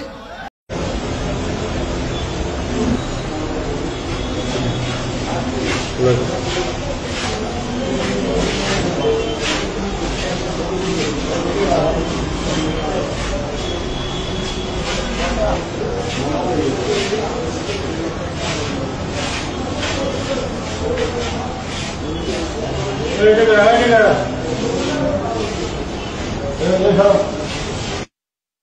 দুজন শিশুকে একাধিকবার পাশবিক নির্যাতনের বিষয়টি মাদ্রাসার দুজন শিক্ষককে জানিয়েছিলেন হাফিজ আশরাফুল ইসলাম এবং হাফিজ মাওলানা আবু রিজওয়ান। তাদেরকে জানানোর পরে ওনারা ওই শিশুদের বলছে যে তোমাদের চোখ বেঁধে মারা হবে, তোমরা মিথ্যা বলছো, তোমরা এই কথা তোমাদের বাবা মাকেও জানাবা না। মোরওভার আরো 2-3 শিশু এই মাদ্রাসা ছেড়ে পালিয়েছে। এই যে বাবুর্চি, মুস্তাফিজুর রহমান, তাদেরকেও বলাৎকার করেছে, এরকম সংবাদ আমরা পাচ্ছি। ইহুদিদের একটা ধর্মগ্রন্থ আছে তালমুদ, সেখানে লেখা আছে হুজুরে পাক সাল্লাল্লাহু আলাইহি সাল্লাম ভবিষ্যৎবাণী করছে ইসরায়েল রাষ্ট্রটা হওয়ার পরে এটা 80 বছর বেঁচে থাকবে। 77 বছর অলরেডি পারিয়ে গেছে, এখন আমাদের সামনে 2.5 থেকে 3 বছর আছে। এই জন্য ওরা পাগল হয়ে গেছে, এর ভিতরে যদি কিছু না করতে পারে তাদের রাষ্ট্র ধ্বংস হয়ে যাবে ইনশাল্লাহ। এবং এই যুগটা ইমাম মাহদী আলাইহিস সালামের যুগ, আমরা ইনশাল্লাহ সেই দিনের অপেক্ষায় আছি, বেশি দূরে নয়, ইনশাল্লাহ আমরা কামিয়াব হব। আল্লাহ আমাদের সকলকে। রাসূলুল্লাহ ভবিষ্যৎবাণী মোতাবেক ইমাম মাহদী আলাইহিস সালাম ও ঈসা আলাইহিস সালামের আবির্ভাব ছাড়া এই জাতির মুক্তি মিলবে না। তাহলে সেই চেষ্টা করে লাভ কি, নাকি আমরা তাদের অপেক্ষায় বসে থাকব? হ্যাঁ, এটা কিন্তু অনেকে আশা করেন যে বলেন যে মাহদী আলাইহিস সালাম আসবেন, ঈসা আলাইহিস সালাম আসবেন। আসলে এটা আল্লাহ রাসূলের ভবিষ্যৎবাণী। জাতির যখন কঠিন পরিস্থিতি দাঁড়ায় তখন জাতির হতাশাগ্রস্ত মানুষগুলি, দিশেহারা মানুষগুলি একজন সেভিয়ার যাকে বলা হয়, মুক্তির দূত আগমন কামনা করে। আমার জাতির অবস্থা সেটা হয়েছে। রাসূলুল্লাহ বলেছেন নিঃসন্দেহে মাহদী আলাইহিস সালাম আসবেন, ঈসা আলাইহিস সালাম আসবেন, কোনো সন্দেহ নাই। কিন্তু তাদের আসার পর আপনি যে তাদের বিরোধিতা করবেন না তার গ্যারান্টি কি? কথাটা বুঝতে পারলাম কিনা? আপনি যদি চোখ থাকতে অন্ধ হন, আপনাকে বলা হয়েছে আপনি হুকুম মানবেন আল্লাহ, আপনি যদি বলেন যে না আল্লাহ কি বলেছে আমরা কি বুঝি, আমরা হলাম সাধারণ মানুষ, আমরা বুঝি না, ওই হুজুরে বলেছে হুজুরের কথাই শুনবো, তাহলে তো আপনি মাহদী আলাইহিস সালামের বিরোধিতা করবেন। মাহদী আলাইহিস সালাম, ঈসা আলাইহিস সালাম যে মাদ্রাসা, কোন মাদ্রাসা থেকে আসবেন? আলিয়া মাদ্রাসা না কাওমি মাদ্রাসা না সালাফি মাদ্রাসা না কলেজ বিশ্ববিদ্যালয়, কোন জায়গা থেকে আসবেন এই ধরনের কোনো গ্যারান্টি আছে? কোনো সাইন আছে? কোনো চিহ্ন আছে? দেখা যাচ্ছে উনি এমন একজন জায়গা থেকেও আসতে পারেন যে কৃষকের সন্তান, কৃষিকাজ করছেন, জীবনে কোনো প্রতিষ্ঠানও যান নাই। তখন তো আপনার অহংকারের মাথা ছাড়া দিয়ে উঠবেন আপনি, যে কি এই তোমার দাড়ি কই, গস ফিতা দিয়ে দাড়ি মাপবেন, এই তোমার জুব্বা কোথায়, এই তোমার আরবি উচ্চারণ ভুল হচ্ছে, এই তোমার মাখরাজ ঠিক হয় নাই, এটা কত নম্বর মাখরাজ বলো। তা আপনি তো মাহদী আলাইহিস সালামের বিরোধিতাকারী হতে পারেন। বরং শোনেন, ওনারা আসবেন ঠিক আছে, বরং আমি যেটা বলি সেটা করেন। সেটা হলো আজকে আপনাদের সামনে তাওহীদ, সিরাতুল মুস্তাকিম, হেদায়া। আপনাকে জান্নাতে নিবে কে? হেদায়া। আমরা 5 ওয়াক্ত নামাজে আল্লাহর কাছে দোয়া করি, আল্লাহ আমাদেরকে সিরাতুল মুস্তাকিমে হেদায়া দাও। রাসূলুল্লাহ বলেছেন সময় আসবে মসজিদগুলি লোকারণ্য হবে, সেখানে হেদায়া থাকবে না। কি থাকবে না? হেদায়া থাকবে না। হেদায়া যখন আপনার সামনে চলে এসেছে, তাহলে আপনি আর চিন্তা না করে হেদায়েতের অনুসরণ করেন। আমি আশা করি ইনশাআল্লাহ যদি আপনি মোমেন হন সত্যিকার অর্থে, তাহলে আপনি মাহদী আলাইহিস সালামকে পাবেন, ঈসা আলাইহিস সালামকে পাবেন। কারণ একটা হাদিস আছে, মোমেন ছাড়া দাজ্জাল চিনবে না। দাজ্জাল আবির্ভূত হবে, পুরো মানব জাতিকে সে তার করতলগত করে নেবে, পুরো মানব জাতি তার পায়ে সেজদা করবে। দেখেন কি আশ্চর্য ব্যাপার, দাজ্জাল যেদিকে বলবে মানব জাতি সেদিকে যাবে, দাজ্জালের আনুগত্য করবে, সেজদা করবে। একমাত্র মোমেনরা দাজ্জাল চিনবে, দাজ্জালকে অস্বীকার করবে। তাহলে মোমেন অশিক্ষিত হলো দাজ্জাল চিনবে, তাহলে এটাতে প্রমাণ। মোমেন হন, মোমেন হইলে আপনি দাজ্জালও চিনবেন, মাহদী আলাইহিস সালামও চিনবেন, ঈসা আলাইহিস সালামও চিনবেন। মোমেন না হইলে আপনি কিছু চিনবেন না। এটা হলো আমার কথাটা। সেই মোমেন হওয়ার রাস্তা সিরাতুল মুস্তাকিম আপনার সামনে আজকে উদ্ভাসিত। সেই মোমেন হওয়ার শর্ত, সংজ্ঞা, ডেফিনিশন, এটা এতদিন আপনার সামনে ছিল না। আজকে আলহামদুলিল্লাহ হিজবুত তাওহীদ আপনার সামনে তুলে ধরেছে। সূরা হুজুরাতের 15 নম্বর আয়াত, আল্লাহ এবং তার রাসূল ছাড়া কাউকে মানি না এবং আল্লাহর দ্বীন প্রতিষ্ঠার জন্য জান প্রাণ দিয়ে জিহাদ। এই জিহাদের কোনো দুনিয়াবি স্বার্থ থাকবে না। তাহলে আপনি মোমেনের সংজ্ঞা পেয়ে গেলেন, আপনি হেদায়া পেয়ে গেলেন, আপনি তাওহীদের দাওয়াত পেয়ে গেলেন। আপনার উচিত হচ্ছে এখন তাড়াতাড়ি আগে হেদায়েতে আসা, তাওহীদে ঐক্যবদ্ধ হওয়া। তাওহীদে ঐক্যবদ্ধ হলে আপনি নিশ্চিত জান্নাতি। মান ক্বালা লা ইলাহা ইল্লাল্লাহ ফাদাখালাল জান্নাহ, জান্নাতি। আপনি ইসলামের প্রকৃত আকীদা পেয়ে গেলেন। এখন আপনি এই সত্য গ্রহণ না করে আপনি যদি বলেন মাহদী আলাইহিস সালাম আসবে, ঈসা আলাইহিস সালাম আসবে, তখন আসবো, তা আমি আশঙ্কা হয় যারা এইভাবে বসে আছেন, আমার আশঙ্কা হয় তারা শেষ পর্যন্ত মাহদী আলাইহিস সালাম, ঈসা আলাইহিস সালামের বিরোধিতাকারী হন কিনা। কারণ যারা সজ্ঞানে স্বেচ্ছায় সত্য দিনের আলোর মতো প্রজ্জ্বল এই সত্যকে অস্বীকার করছেন, তারা মাহদী আলাইহিস সালামকে অস্বীকার করবে, সোজা কথা। কারণ আল্লাহ তাআলা এই ধরনের লোকদের বেলায় বলেছেন যে কবরবাসীও যদি উঠে এসে তাদের সামনে বলে তখন তারা অস্বীকার করবে। স্বয়ং আল্লাহ যদি এদের সামনে এটা বলে আমি আল্লাহ, ওরা বলবে, অস্বীকার করবে যে না, আমরা বিশ্বাস করি না। তো কাজেই আর যারা মাহদী আলাইহিস সালাম, ঈসা আলাইহিস সালামের জন্য অপেক্ষা করছেন, হ্যাঁ, তাদের অপেক্ষাটা অত্যন্ত যৌক্তিক। কারণ রাসূলুল্লাহ বলেছেন এটা একটা বিশাল একটা ঘটনা, বিশাল একটা মানে সৌভাগ্যের একটা ব্যাপার স্যাপার। এই জন্য আমরা একটা যুগ সন্ধিক্ষণে আছি। মাহদী আলাইহিস সালামকে আমরা ওনার সাক্ষাৎ পেতে চাই, ওনার পবিত্র সাক্ষাৎ, ঈসা আলাইহিস সালামের পবিত্র সাক্ষাৎ আমরা কোন মুমিন আশা না করে? ঠিক আছে, আপনারা জানেন কিনা এই খ্রিস্টান জগতেও কিন্তু কোটি কোটি খ্রিস্টানরা তারা সেকেন্ড কামিং অফ জিসাস বিশ্বাস করে। বাইবেলে এটা আছে কিন্তু, এই যিশু আসবেন, আবার আসবেন তাদেরকে উদ্ধার করার জন্য, বিশ্বকে নিয়ন্ত্রণ করবেন, শাসন করবেন। ওইটার নাম দেওয়া হয়েছে কিংডম অফ হেভেন, স্বর্গরাজ্য কায়েম হয়ে যাবে। তারাও কিন্তু বিশ্বাস করে, কিন্তু তাওহীদে তারা যদি না আসে তারা ঈসা আলাইহিস সালামকে পাবেন নাকি? না। তো কাজেই এটা হলো কথা। একটা কথা বলি এখানে, ঈসা আলাইহিস সালাম, মাহদী আলাইহিস সালাম ওনারা কিন্তু শেষ নবীর উম্মত হিসেবে আসবেন, ওনাদের আলাদা কোনো আইডেন্টিফিকেশন থাকবে না। এই জন্য ওনাদেরকে মোমেন্ট ছাড়া আসলে চেনা মুশকিল আছে। ওনারা বলবেন না আমি আল্লাহর রাসূল, কারণ রাসূল তো শেষ নবী এসে গেছেন। ওনারা আসবেন শেষ নবীর উপরে যে দায়িত্ব অর্পিত হয়েছে সেটা পূরণ করার জন্য, সেটা পালন করার জন্য। কথা ক্লিয়ার হয়েছে কিনা? তো আমার এটাই কথা ভাই, ঈসা আলাইহিস সালাম মাহদী আলাইহিস সালামের জন্য ওয়েট করেন, ওয়েট করেন।